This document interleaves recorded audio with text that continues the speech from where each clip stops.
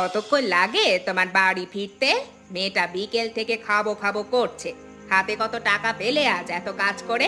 সারাদিন এত খাটনি খেটেছো যে মুখের দিকে তাকাতে পারি না আর। কেদার মোড়ল বলল আজকে মাছগুলো নাকি দাম পায়নি বাজারে। 15 টাকা কেটে রেখেছে নৌকার ভাড়া বাবদ। যা পেলাম তাই দিচ্ছি তোমাকে, এই নাও। আমার হাতে কিছু নেই আর। 15 টাকা নৌকার ভাড়া? সকাল থেকে রাত পর্যন্ত পরিশ্রম করলে আর তোমার হাতে তাহলে থাকলোটা কি? এই 15 টাকায় কি হয় শুনি? চাল কিনবো না তেল কিনবো? আর কতদিন এই মোড়লের নৌকায় খাটবে তুমি? প্রতিদিন একই গল্প শুধু, মাছের দাম কম, বাজার মন্দা, কিন্তু মোড়লের বাড়িতে নতুন ঘর উঠলো কিভাবে তাহলে? সুভদ্রা, চেঁচিও না, শান্ত হও। পাশের বাড়ির লোকেরা শুনছে। মোড়লের বিরুদ্ধে কথা বললে যা আছে এই কাজটুকু থাকবে না, তখন কি খাবে? রাস্তায় বসবো নাকি? তুমি এই ভয়েই সারাটা জীবন মাথা নোয়াবে আমি জানি। আমার মেয়ে আজ বলেছে ইলিশ খাবে। যে মাছ তুমি প্রতিদিন ধরে আনো সেটাই তোমার মেয়ে কখনো খেতে পেয়েছে? তোমার হাতে ধরা মাছ শুধু মোড়লের পাতে যাবে, আর তোমার মেয়ে কতদিন চেয়ে চেয়ে থাকবে? আমিও সেই জন্য কষ্ট পাই সুভদ্রা। মনে করো না যে আমি কিছু বুঝি না, কিন্তু এই মুহূর্তে অন্য কোনো পথ দেখছি না আমি। একটু সময় দাও, ভেবে দেখি কি করা যায়। ভাবতে ভাবতে তো বছর চলে যাবে। এই সংসারে নতুন কিছু একটা না হলে আমরা এভাবেই ডুবে যাব। তোমার মেয়ে ইলিশ খায়নি কোনোদিন, এই কথাটা একবারও মাথায় আসে না তোমার? আসে সুভদ্রা, প্রতিদিন আসে। ভোরে উঠে নদীতে যাই, হাতে বড় ইলিশ পড়লে মনে হয় শুধু মেয়ের মুখটা গো। কিন্তু মোড়লকে না দিয়ে তো থাকতে পারি না, সে সব গুণে রাখে। এটাই তোমার সমস্যা। সাহস থাকলে তবে তো পারবে। সাহস থাকলেই কি পেট চলে সুভদ্রা? মোড়ল গ্রামের সবচেয়ে বড় মানুষ, সে একবার মুখ ঘুরিয়ে নিলে কেউ কাজ দেবে না আমাকে। কাজ না দিলে নতুন কাজ খুঁজবো, কিন্তু এভাবে মাথা নিচু করে বাঁচার কোনো মানে নেই। নিমাই, আজকে যত মাছ পাবে সব আমার গুদামে দিয়ে আসবে। বাজারের দাম আমি বলে দেব, নিজে থেকে বিক্রি করার চেষ্টা করবি না একদম। বাবু, গতকাল তো বললেন দাম কম ছিল। এভাবে আমার পরিবারের সংসার চলছে না ঠিক মতো। একটু বেশি পেলে মেয়েটার জন্য কিছু মাছ আনতে পারতাম। বেশি পাবি কোথায়? বাজারের দামের কথা আমি জানি, তুই জানিস না। তুই মাছ ধরিস, সেটাই তোর কাজ। দর দাম ঠিক করা আমার দায়িত্ব। তুই শুধু নৌকায় উঠবি আর মাছ ধরবি, আর তাতে তোকে যা দিই তাতেই সন্তুষ্ট থাকবি। কর্তাবাবু, আজকে শহর থেকে নাকি একজন মহিলা এসেছেন। শুনলাম তিনি জেলেদের থেকে সরাসরি বাজারে মাছ বিক্রি করতে সাহায্য করবেন। গ্রামের লোকের মুখে মুখে শুনলাম। কে? ওই মহিলার কথা শুনেছিস? শোন নিমাই, ওই মহিলা শহুরে বাটপার, গ্রামের হিসাব সে বোঝে না। কোথা থেকে এসে কি শেখাবে তোদের? তার কথায় কান দিলে আমার নৌকায় আর কাজ পাবি না, পথে বসবি, বুঝলি? বুঝলাম বাবু। ভালো কথা, বেশি মাথা খাটাতে যাস না, চুপচাপ কাজ কর। আর গ্রামে থাকতে হলে গ্রামের নিয়ম মানতে হবে, সেটা ভালো করে জেনে রাখ। ঠিক আছে মোড়ল বাবু। আর ওই মহিলার আশেপাশে ঘুরঘুর করবি না, যদি দেখি তাহলে খবর আছে। এখন যা।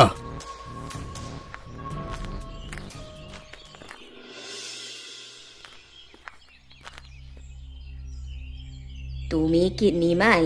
তোমার কথা গ্রামের কয়েকজনের কাছে আমি শুনেছি। এই নদীতেই সবচেয়ে ভালো মাছ ধরো নাকি তুমি? তাই আমি দেখতে এলাম। কে বলল? আমি মোড়লের নৌকায় কাজ করি। আমি একজন অতি সাধারণ মানুষ।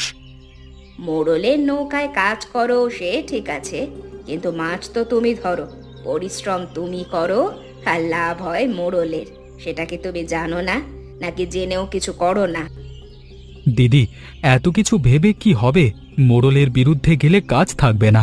আমার পরিবার আছে, মেয়ে আছে, এত ভাবলে চলে না। সেই কারণেই বলছি, তোমার পরিবারের জন্যই বলছি। তোমার মাছ সরাসরি বাজারে বিক্রি করলে তুমি যা পাও তার 3 গুণ পাবে। মোড়ল মাঝখানে থেকে সেই লাভটা নিয়ে নেয়। তুমি জানো কি শহরে তোমাদের ইলিশের কি দাম? জানি না দিদি, কখনো অত বড় বাজারে গিয়ে দেখিনি। মোড়ল বলে যা বোঝায় তাই বুঝে এসেছি এতদিন। সেটাই সমস্যা তোমাদের নিমাই। তুমি জানো না বলেই মোড়ল তোমাকে ঠকাতে পারছে। তুমি না জানলে সে তো সুবিধা নেবেই, সেটাই তার ব্যবসা। আমি তোমাদের সেই পথটা দেখাতে এসেছি, নিজের মাছ নিজে বিক্রি করার পথ। কিন্তু মোড়ল মশাই যদি বাধা দেয়, সে বলেছে তার কথা না শুনলে গ্রামে থাকা কঠিন করে দেবে। একা সাধারণ মানুষ আমি কতটুকু পারবো? নিমাই, নদীর মাছ কি মোড়লের? সেটা কি তার বাপের সম্পত্তি লেখা আছে কোথাও? তুমি ধরো, তুমি পরিশ্রম করো, এই অধিকারটা তোমার। ভয় পেলে সে সারা জীবন তোমাকে এভাবেই রাখবে। আর তোমার মেয়ে বড় হলে কি বলবে তাকে? সেটা ঠিকই বলেছেন দিদি, কিন্তু একা লড়াই করা কঠিন। একা না, আমি আছি, আরো অনেক জেলে আছে সঙ্গে। তোমার মতো আরো অনেকে আছে এই গ্রামে যারা একই কষ্ট ভোগ করছে। কিন্তু হঠাৎ করে এত বড় পদক্ষেপ নেওয়া কঠিন। ভাবো, কিন্তু বেশি সময় নিও না নিমাই, আমি বেশি সময় দিতে পারবো না।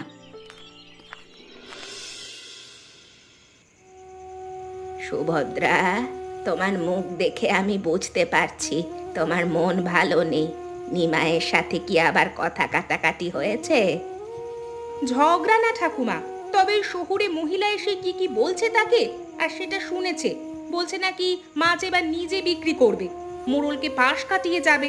আমি বলি, এই মোড়লকে চটিয়ে কি লাভ বলো তো? আমি কিন্তু মিতাকে দেখেছি, মেয়েটা খারাপ না, এসেছে অনেক দূর থেকে, তবে সৎ বলেই মনে হয়েছে তাকে আমার। ভালো? আর এটা তুমি বলছো? মোড়লের সাথে লড়াই করে ভালো হবে? তুমি তো জানো এই গ্রামে মোড়লের কথাই শেষ কথা। সে রাগ করলে ঘরে বসে থাকতে হবে, কেউ পাশে দাঁড়াবে না আমাদের। সুভদ্রা, আমি তোমাকে একটা কথা বলি। আমার স্বামী যখন বেঁচে ছিল, সে মোড়লের বাপের বিরুদ্ধে কথা বলতে চেয়েছিল সবার সামনে। আমি সেদিন ভয়ে থামিয়ে দিয়েছিলাম। তারপর আমার মনে হচ্ছে তোমার জীবনে অনেক বড় দুঃখ আছে। বললাম তো থাকো, দরকার নেই ঝামেলায় যেতে। সে থেমে গিয়েছিল, সারা জীবন কষ্ট করেছে, মুখ বুজে সহ্য করেছে। তারপর মরার আগে আমাকে বলেছিল, কমলা, সেদিন যদি আমাকে না থামাতে, তাহলে হয়তো অনেক কিছুই বদলে দিতে পারতাম আমি। ঠাকুমা, সেটা অন্য সময় ছিল, আর এখন সব আলাদা হয়ে গেছে। আমি এখন শুধু ভাবি যে আমি স্বামী আর একটা ছোট্ট মেয়েকে নিয়ে সংসার করি। যদি ওই মোড়ল কোনো ক্ষতি করে দেয়, তাহলে আমরা কোথায় যাব? সময় বদলায়, মানুষের ভয় বদলায় না মা। নিমাই ভুল করছে না সুভদ্রা, সে পরিশ্রমী, সৎ। তাকে সাহস দাও, তার পাশে থাকো। আমি যে ভুলটা করেছিলাম তুমি সেটা করো না, তাহলে তোমাকেও আমার মতো পরে কাঁদতে হবে। তাই ভয় পেয়ে তোমরা মাথা নিচু করে থেকো না ওই মোড়লের কাছে। তোমাদের কোনো ক্ষতি করতে পারবে না ওই মোড়ল, যদি তোমরা সবাই একসাথে থাকো। কিন্তু ঠাকুমা, ভয়টা তো আর মিথ্যা না। মোড়ল সত্যিই খারাপ কিছু করতে পারে আমাদের। গ্রামের লোক তো আর এমনি এমনি চুপ করে থাকে না। গ্রামের মানুষ সবাই ভয় পায় মোড়লকে। পারে, কিন্তু ভয় সারা জীবন, তাই বলে তো বসে থাকা যাবে না। এখন গ্রামের মানুষের মধ্যেও প্রতিবাদ ছড়িয়ে পড়ছে, আর ধীরে ধীরে সবাই মোড়লের বিরুদ্ধে কথা বলতে শুরু করছে। সেটা ঠিক বলেছ ঠাকুমা, কিন্তু আমি তো ওকেই দোষ দিয়ে এসেছি এতদিন। সে কষ্ট পেয়েছে, আমি বুঝিনি। এখন আমি তোমার কথাতে নিজের ভুল বুঝতে পারছি, আর এখন থেকে আমি আমার স্বামীর পাশে দাঁড়াবো। বুঝতে পারছো এখন? সেটাই যথেষ্ট। বাকি এখন যাও, তার পাশে দাঁড়াও।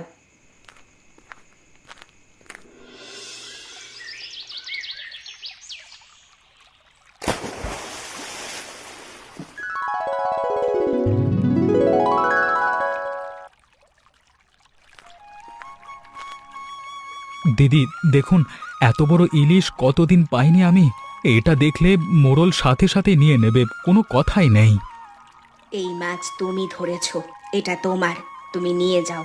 মোড়লকে না দিয়ে এই মাছ বাজারে নিয়ে গেলে কত পাবে জানো? 3 গুণেরও বেশি। কিন্তু মোড়ল তো এখানেই আসবে, প্রতিদিন ভোরে সে দেখে কি কি উঠলো, মাছের হিসেব সে রাখে নিজেই। আসুক, তুমি একটু ভাবো। এই মাছ তুমি নিজে বিক্রি করলে তোমার মেয়ে ইলিশ খেতে পারবে। তুমি বলেছিলে মেয়ে ইলিশ খেতে চায়। ভাবো, আজকের দিনটাই সেই সুযোগ। ভয় করছে দিদি, বুকের ভেতরে। মোড়ল যদি পরে সমস্যা করে, সে যদি গ্রামবাসীদের দিয়ে চাপ দেয়, এ গ্রামে তার কথা কেউ ফেলে না। ভয়ে যদি সারা জীবন করো তাহলে এইভাবেই তোমাকে কষ্ট পেতে হবে, এবং সঙ্গে কষ্ট পেতে হবে এই গ্রামের সমস্ত মানুষকে। একবার তুমি নিজের মেয়েটার কথা মনে করো। মেয়েটার মুখ মনে পড়ছে দিদি, সারাক্ষণ সে বাবার মুখের দিকে তাকিয়ে থাকে। কতদিন বললাম ইলিশ মাছ আনবো, আনতে পারিনি, প্রতিবার শুধু কথা দিয়েছি। তাহলে আজ নিয়ে যাও, এই বড় ইলিশটা নিজে বিক্রি করো, তারপর মেয়ের জন্য একটা পছন্দ মতো কিনে নিয়ে যাও। ঠিকই আছে দিদি, আমি চেষ্টা করব, দেখি কি হয়।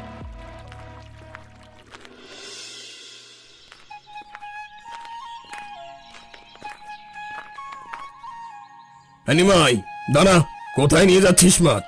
আমার গুদামে দিয়ে যা। কোথায় যাচ্ছিস অমন তাড়াহুড়ো করে ওদিকে? বাবু, এই মাছ আমি ধরেছি, আজকে আমি নিজে বাজারে নিয়ে যাব। এটা কি বললি? তুই নিজে বাজারে যাবি? এই গ্রামে কোন সাহসে তুই এই কথা বলছিস? আমার নৌকায় কাজ করে আবার মাছ নিজে বিক্রি করবি? কে শিখিয়েছে এই কথা তোকে? বাবু, নৌকা আপনার, কিন্তু মাছ তো আপনার নয়। নদীর মাছ কারোর ব্যক্তিগত সম্পত্তি নয়। খুব পেকে গেছিস আজকাল। ওই শহুরে মহিলা তোর মাথায় ঢুকিয়েছে এই কথা না? কান ভাঙিয়েছে আমার বিরুদ্ধে। শোন নিমাই, আজ যদি যাস আর কোনোদিন আমার নৌকায় উঠতে পারবি না, পথে পথে ঘুরবি তুই। বাবু, আপনার নৌকায় না উঠলেও নদীতে যেতে পারবো। নদী আপনার কেনা সম্পত্তি না। এই কথার মজা টের পাবি তুই। গ্রামের কেউ তোর কাছ থেকে মাছ কিনবে না। দেখিস, তোকে এই গ্রামে এক ঘরে করে রাখবো, কেউ কথা বলবে না তোর সাথে। সেটা দেখা যাবে মোড়ল বাবু, তবে আমি আজকে নিজের কথাই শুনবো, আপনার কথা নয়। তাহলে ভালোই করলি, মনে রাখিস এই কথা।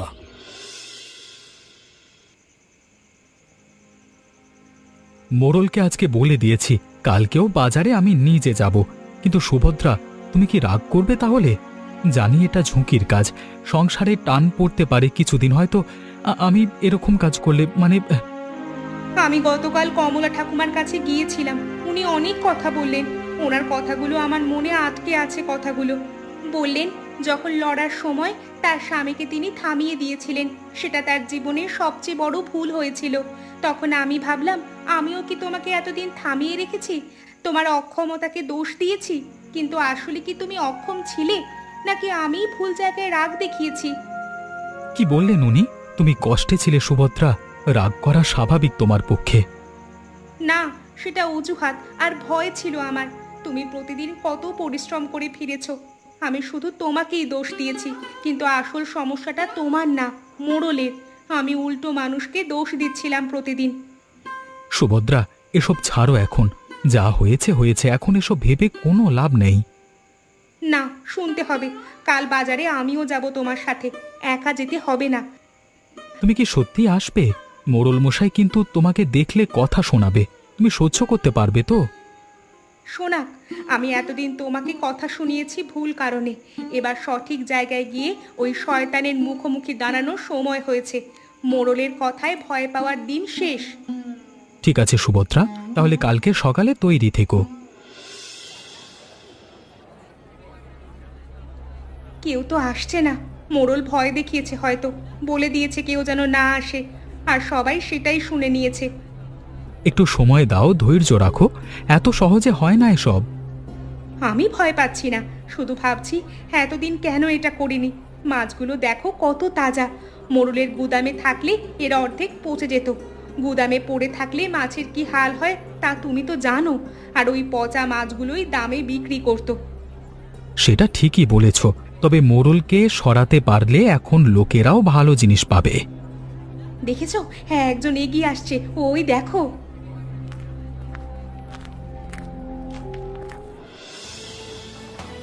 এই দেখো দেখো, এই নিমাই আমার কাছ থেকে মাছ চুরি করেছে। এই মাছ তার না, আমার নৌকায় ধরা। সবাই শোনো, তোমরা সবাই শোনো। মোড়ল বাবু দাঁড়ান, কি চুরি হয়েছে আপনার বলুন? নদীর মাছ কি আপনার সম্পত্তি নাকি? নৌকা আপনার, কিন্তু মাছ নদীর, মানে সবার। নিমাই তার পরিশ্রম দিয়ে মাছ ধরেছে, সে বিক্রি করবে না? এটা কোন আইনে আটকাবেন আপনি? তুমি শহর থেকে এসে আমার গ্রামে উপদ্রব করছো। তোমার এখানে কি কাজ? কে ডেকেছে তোমাকে? মানুষকে তার অধিকার বুঝিয়ে দেওয়ার উপদ্রব না মোড়ল বাবু। আপনি বছরের পর বছর এই জেলেদের ঠকিয়েছেন, সেটা কি আপনার অধিকার? সেটা কি এই গ্রামের নিয়ম? নিমাই, শেষবার বলছি, মাছ গুছিয়ে চলে যা, নইলে এই গ্রামে থাকা কঠিন হবে তোর জন্য, পরে পস্তাবি। বাবু, আমি আর কোথাও যাব না, অন্তত আজকের ঘটনার পরে তো যাবই না। মোড়ল বাবু, এই মাছ আমার স্বামী ধরেছে, আমরা বিক্রি করব। আপনার যদি আপত্তি থাকে বলুন, আমরা তার মোকাবিলা করব। বউ হয়েও শেষে বাজারে নেমেছো এখন? হ্যাঁ, এসেছি। এতদিন চুপ ছিলাম, তবে আর চুপ থাকবো না। এখন থেকে আমাদের সংসারের দায়ভার আমরা দুজনেই সমানভাবে বুঝে নেব। ঠিক আছে, তারপর দেখা যাবে কে কোথায় থাকে। দেখা যাবে মোড়ল বাবু, সবাই দেখবে। নিমাই, আমি কালকে শহরে ফিরে যাব, তবে যাওয়ার আগে বলতে চাই, আজকের পদক্ষেপটা ছোট না। তুমি শুধু মাছ বিক্রি করনি, নিজের অধিকারের কথা সবার সামনে বলেছ। আমি দেখেছি, মাছ বিক্রি করতে করতে তুমি অনেকের সাথে কথা বলছিলে এবং সবাই তোমাকে দেখে অনুপ্রাণিত হচ্ছিল। আপনি না এলে হয়তো কোনোদিন এত বড় কিছু করবার সাহস পেতাম না দিদি। ভেতরে ভেতরে জানতাম যে ঠিক হচ্ছে না, কিন্তু কোথা থেকে শুরু করব বুঝতাম না। কিন্তু একটা প্রশ্ন আছে আমার, মোড়ল কি আর কোনো সমস্যা করবে না? সে তো এবার থামবে বলে মনে হয় না। করতে পারে, সহজে ছাড়বে না তোমাদের, কিন্তু এখন তুমি একা নও নিমাই। আজ দেখলে কতজন পাশে দাঁড়ালো তোমার ধীরে ধীরে। কমলা ঠাকুমা এলেন, সুভদ্রা এলো। ভয় দেখিয়ে মানুষকে চিরকাল দমিয়ে রাখা যায় না। একবার মানুষ জেগে উঠলে সেটা আর এত সহজে থামানো যায় না। দিদি, আপনার কথা মনে থাকবে আমাদের সারা জীবন। আর একটা কথা, আমার মেয়ে আজকে প্রথম ইলিশ খাবে। আজকে বিক্রির টাকা থেকে একটা ইলিশ কিনেছি বাড়ি ফেরবার পথে। এটাই তো সবচেয়ে বড় পাওয়া নিমাই।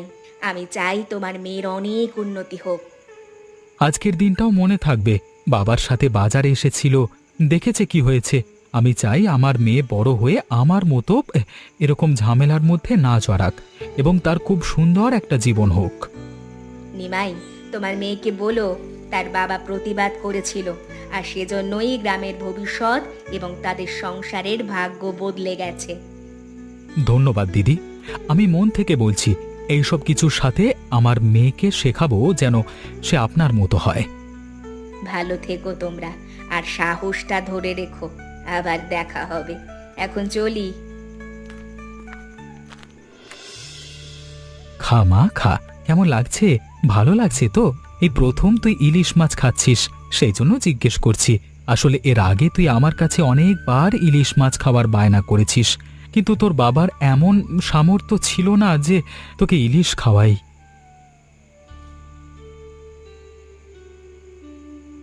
বাবা, এটাই কি ইলিশ? এত সুন্দর গন্ধ। মা রান্না করেছে, মাছ খুব সুন্দর লাগছে আমার।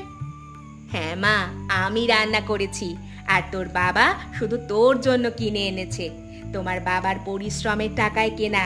আজ থেকে এই মাছ তোমার বাবা নিজে বেচছে, দেখলি তো?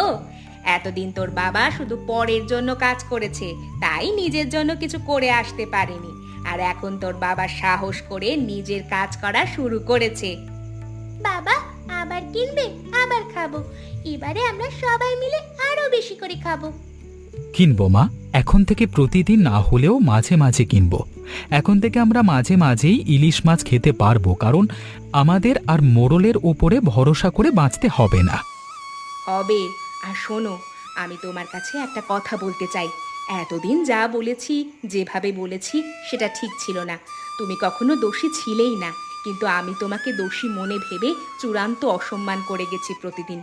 আমাকে তুমি ক্ষমা করে দাও গো। সুভদ্রা, কষ্টে মানুষ অনেক কথা বলে, সেটা নিয়ে পড়তে চাই না আমি। আমরা একটা সুখী পরিবারের মতো সবাই একসাথে থাকবো এরপর থেকে, কেউ আমাদের আলাদা করতে পারবে না। না, আমাকে আজ তুমি বলতে দাও। এতদিন ভুল মানুষকে দোষ দিয়ে সংসারের অশান্তি বাড়িয়েছি। আসল সমস্যা ছিল মোড়ল, তোমার অক্ষমতা না। সেটা বুঝতে বড্ড দেরি হয়ে গেছে, তাই আমার আজকে ক্ষমা চাওয়ার কোনো মুখ নেই। ওই শয়তান মোড়লের জন্য আজ আমাদের সংসারটা ভেঙে যেতে পারত, কিন্তু ওই শহরের ভালো মানুষ মহিলাটি এসে আমাদের সংসার বাঁচিয়ে দিলেন।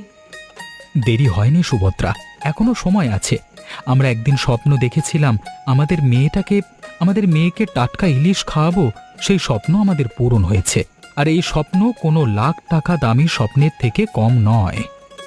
বাবা তোমরাও খাও বাবা, আমি একা খাবো না।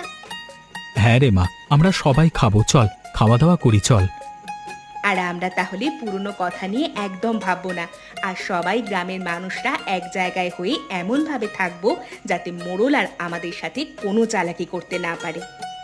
এখান থেকে আমরা এটাই শিখতে পারলাম যে অন্যের বুদ্ধিতে চললে এবং সঠিক সময় প্রতিবাদ করতে না পারলে শুধু নিজেরই ক্ষতি হয়।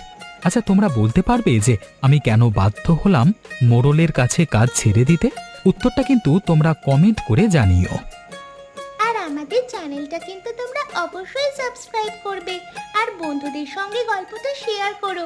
আর কেমন লাগলো আমাদের গল্প আমাদের জানিও।